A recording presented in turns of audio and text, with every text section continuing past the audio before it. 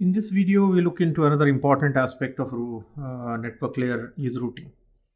Now, inherent to the core design of network layer is routing. What is the meaning of routing? We have seen on earlier occasion, but here we are going to have a detailed discussion on routing. And then we will also look into the parameter classification of routing, the desirable properties of routing algorithms, etc. Point number one, which I would like to emphasize to you, is for broadcast networks. What is broadcast networks? All the hosts are connected by means of one communication line.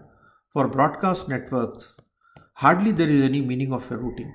Like if I connect all these machines, all these hosts are connected here, there is no sense of routing here, because whatever I output here will be seen by all the hosts. So it reaches any destination that you want the packet to reach. So there is no sense of routing in broadcast networks. But if it is point-to-point networks, the hosts are not directly connected. All the hosts are not directly connected. Like I can have a topology, something like this. A simple topology I am showing. Okay. This is host A, router A, router B, router C, router D. So if I want to send the data from router A, machine A to machine D, I don't have a direct link. I have to route the packet either as ABD or ACD or maybe ABCD. So here deciding which route should I follow, how the packet should be routed, that is called the concept of routing. Right? Concept of routing is primarily important in the case of the implementation of network layer. So routing, let me write the formal definition of routing. Routing is that part, or I will to be more precise, I would say routing algorithm is that part of the network layer software, or I'll just say network layer, that is responsible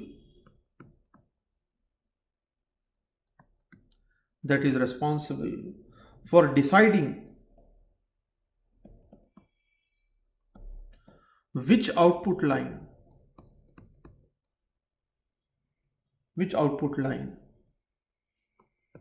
an incoming packet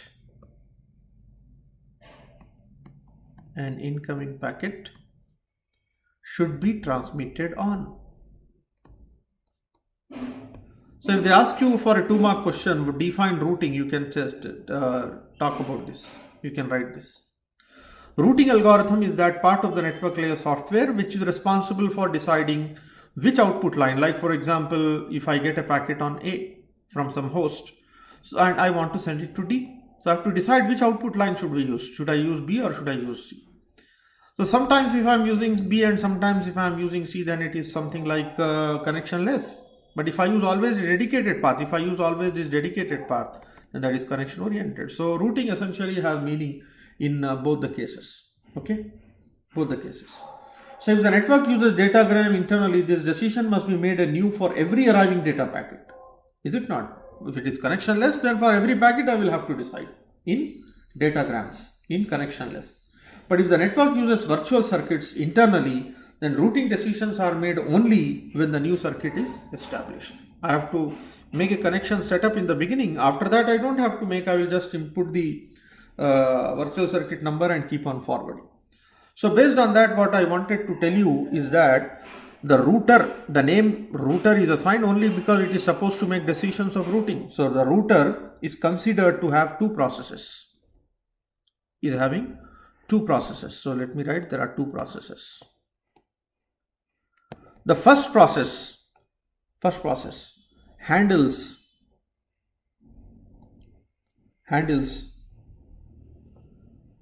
the task of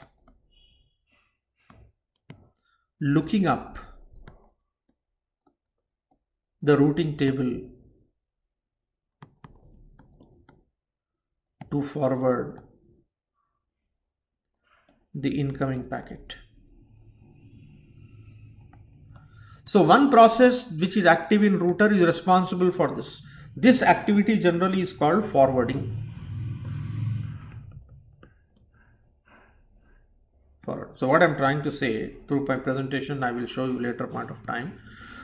Like when I have a routing table, I have let's say entry A virtual circuit number 1, entry A virtual circuit number 2, right? And it has to be forwarded to virtual circuit number 1 to virtual circuit number 2, something like this. So if this is a routing table structure at some host, at some router. So what it says, if any information is coming from line A on virtual circuit number 1, then it should be forwarded to router C with virtual circuit number 1, is inflow outflow. So these are routing table structures. So looking into the routing table to decide where to send the data is called forwarding process. So one process is responsible for carrying out this function of forwarding, and the other process is responsible for second process is responsible for formulation of table. Other process is responsible for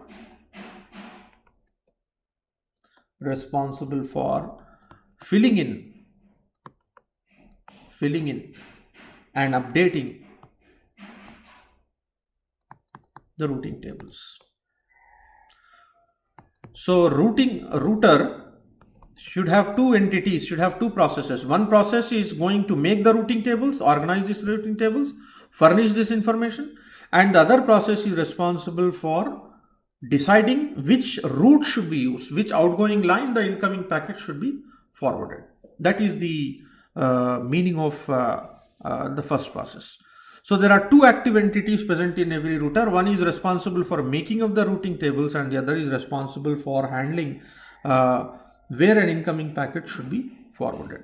Now, before we look into the classification of routing algorithms, I would like to tell you what are the important characteristics, important desirable properties. This could also be a simple 3-mark questions. What are desirable properties of routing algorithms, routing software, routing techniques? People use different terms. What are desirable? Some of the desirable properties that a routing algorithm, we have number of routing algorithms. So what are the desirable properties that a routing algorithm should satisfy? There are some desirable properties. One is called simplicity. The first one, simplicity. Second one is robustness, correctness. Third one is robust. Fourth one, fairness or stability first. And fifth one, fairness. And last, efficiency. So in my opinion, this can be a simple 3-mark question, but maybe in JNT you can also expect 5-mark question, possibly. So there are 6 properties that a routing algorithm should obey, should satisfy. If you remember, this is just analogous to your operating system. If you remember and recollect operating system, CPU scheduling techniques, CPU scheduling algorithms. So every CPU scheduling technique or algorithm should also satisfy some desirable properties. We discussed that earlier: fairness, stability, maximizing throughput, efficiency, is it not? Minimize turnaround time, minimize response time, etc. So like that, routing algorithm also should be satisfying these 6 properties. Simplicity and correctness are self-explanatory. I don't have to explain much. It should be simple to implement and it should be correct. It should not follow a wrong route. Otherwise, the data will go to some other destination. So that is the meaning of simplicity and correctness. But what about robustness? General meaning of robustness is strong. But what does routing algorithm being robust imply? It implies that our routing algorithm should not get halted, or our routing algorithm should not fail if any router fails. So in the communication topology, if any router fails, the routing algorithm should not express its inability to forward that packet. It should be smart enough, intelligent enough to adapt to the routing topologies, right? Communication topologies, and then select an alternate route. That is called robustness. So the ability to sustain, I will put it like this: ability of the routing algorithm to sustain network failures. Network means router failures, and continue to provide services. There's a meaning of robustness. Likewise, stability. Stability is also an important goal for routing algorithm. There exists routing algorithm that never converge. So therefore, routing algorithm is said to be stable if it converges. If it converges to a fixed set of paths, converges to a fixed set of paths, okay, no matter how long they run. So a stable algorithm reaches equilibrium. That is a technical term that we use. Should reach stability, should reach equilibrium. Should reach equilibrium. Means it has found the root. Should reach the equilibrium. Okay. And stays there.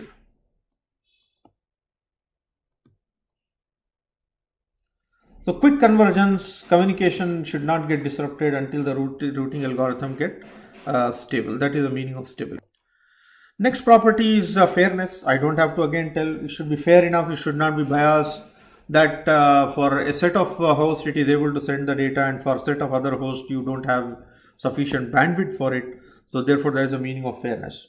And efficiency means generally efficiency, like in operating system also we said, same thing also apply here. It should try to either minimize something, minimize some parameters, or try to maximize certain parameters. Maximize generally the throughput. Sometimes it is also called good put.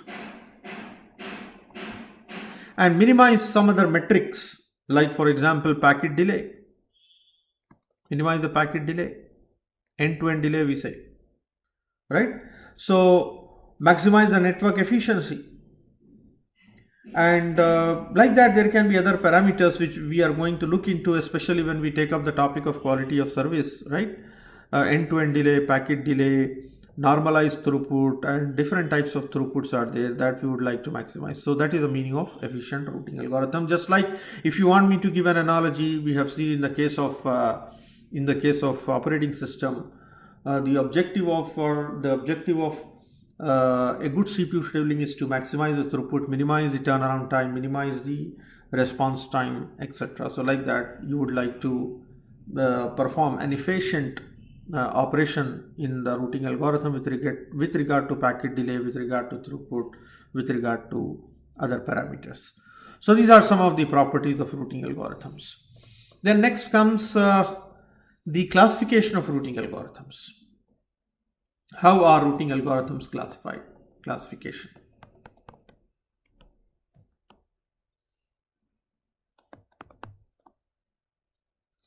Generally, routing algorithms are classified into two types. Just like if you remember in operating system, we said CPU scheduling techniques are classified into two types. What are they? Preemptive and non-preemptive. Synchronization mechanisms are classified into two types. What are they? Busy waiting, non-busy waiting. And then disk scheduling techniques are also classified. Page replacement techniques are classified. So like that, we have classification for routing algorithms also. They are classified in the categories as non-adaptive,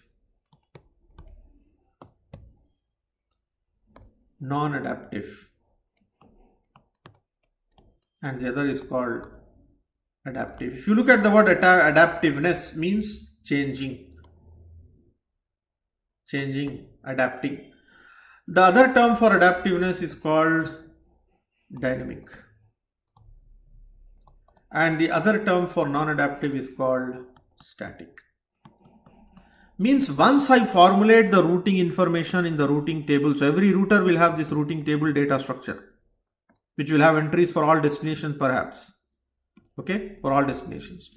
So this information which is there in routing table, if it is computed once and it is not going to change, computed only once and it is not going to change, that is called static. That is type of routing is called static routing.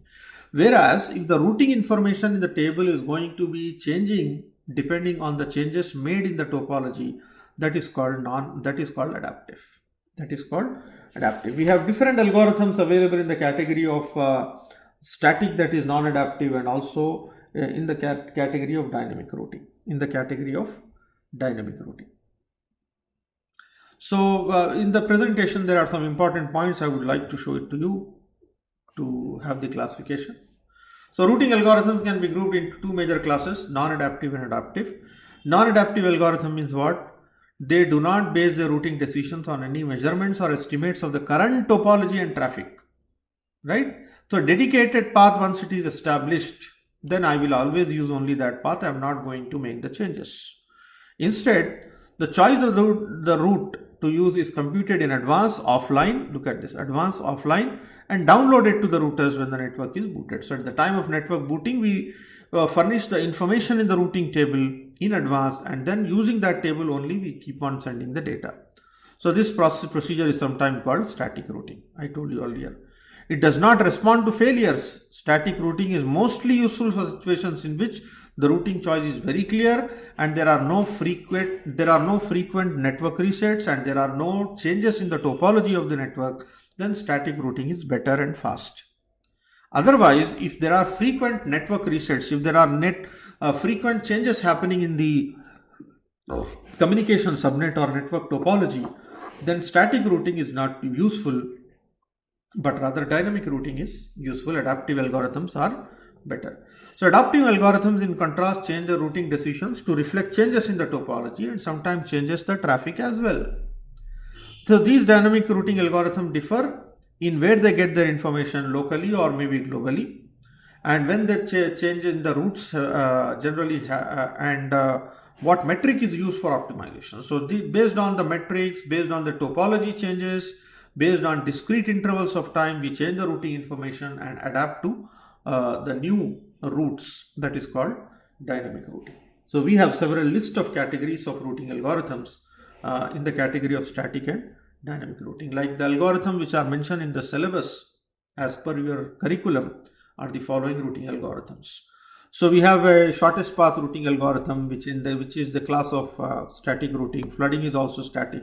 Hierarchical is also static. Broadcast and multicast can be both static and dynamic. And then we have distance vector routing, which is again the class of dynamic routing. So our objective of this next topic is to talk about individually each of these routing algorithms, and some of the routing algorithms you have to also implement in your lab. So next we will take up one by one each of these routing algorithms in detail.